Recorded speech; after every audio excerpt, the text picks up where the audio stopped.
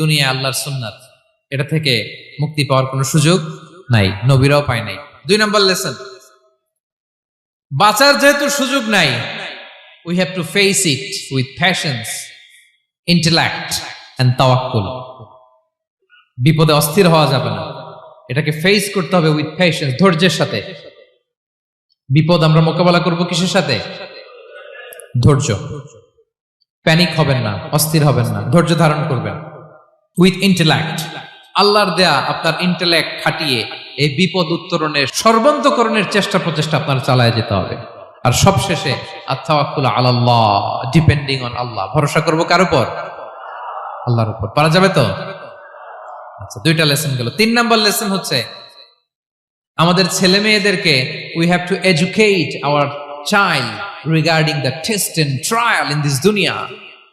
দুনিয়ার এই বিপদ আপদের ব্যাপারে আমাদের ছেলে মেয়েদেরকে শেখাতে হবে, বুঝাতে হবে।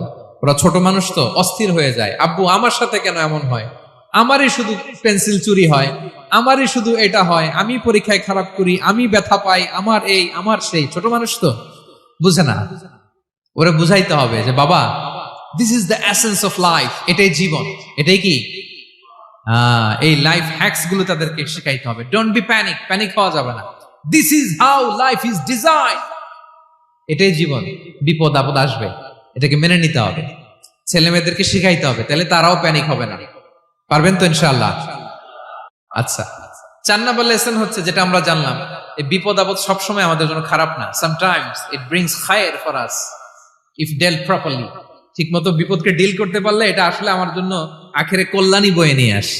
কি বলেন, তাই না?